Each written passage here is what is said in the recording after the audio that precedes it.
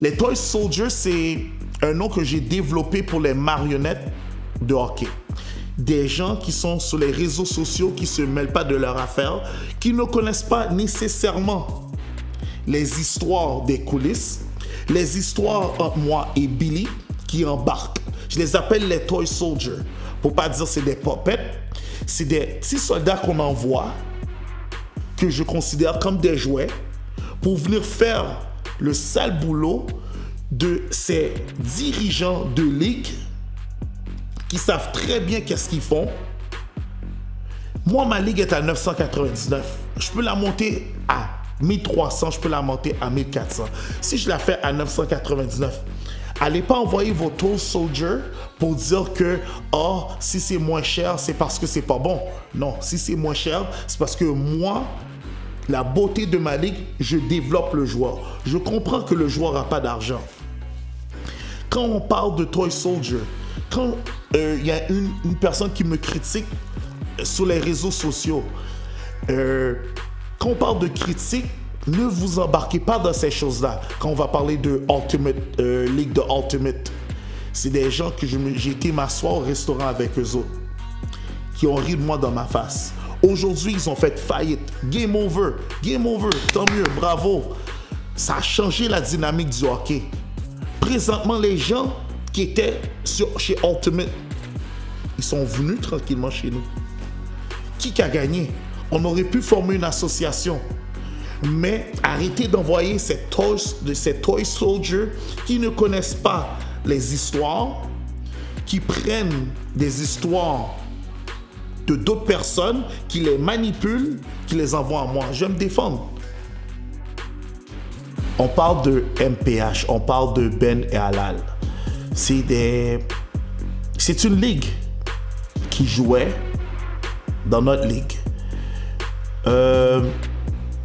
Qu'est-ce que j'ai pas aimé, c'est que quand ils étaient en train de tomber, ils sont venus, je les ai aidés, ils ont pris le 200$ de chaque équipe.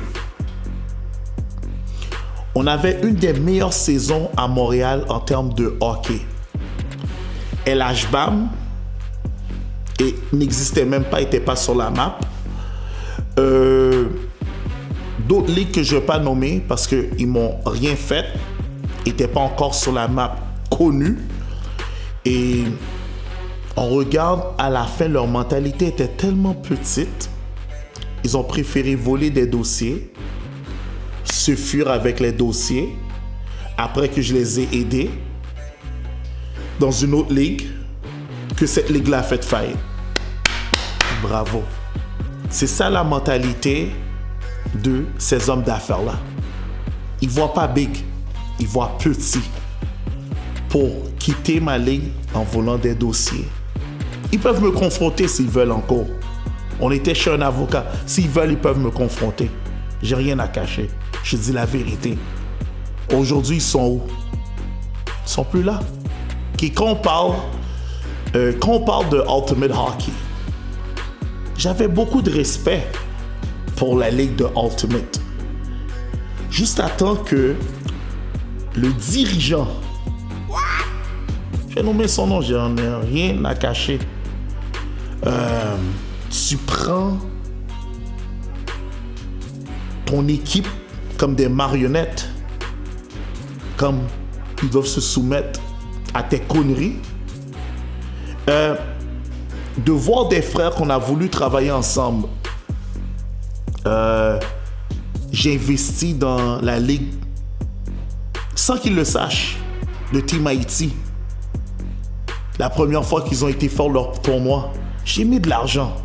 Ils ont fait des levées de fonds.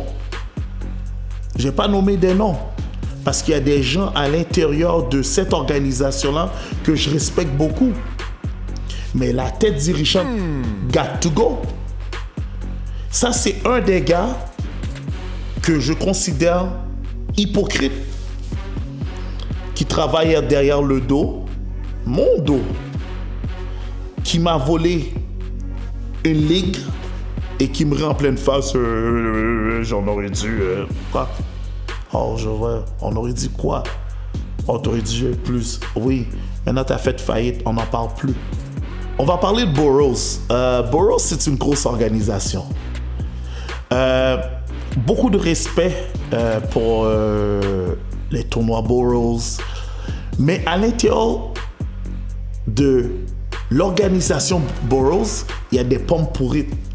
J'étais en guerre avec Burroughs. J'ai pas peur d'eux, je m'en fous d'eux. Et la guerre avec Burroughs, c'est à cause de Simon Leblanc.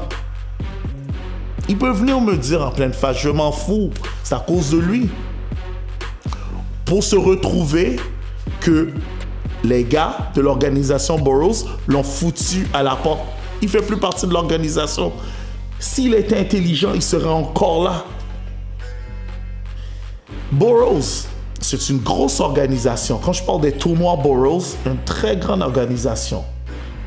Ils ont compris comment faire de l'argent. Mais moi, si tu me demandes, moi, est-ce que j'irais dans un tournoi Burroughs? Je te dis non.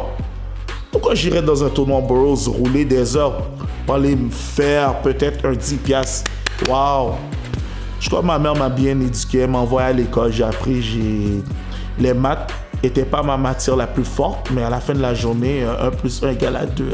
C'est aussi, je roule des kilomètres, je m'en vais à l'hôtel pour participer dans un tournoi où il y a au-dessus de plus qu'une 50aine d'équipes. Et pour gagner quoi, 1000$, puis je fais, ouh, j'ai gagné un tournoi, ouh, j'ai un chandail, ouh, j'ai une casquette. Écoute-moi là. Je continue à faire qu'est-ce que je fais, que je considère des bonnes affaires. Je suis encore là. Et je suis encore là pour plusieurs années.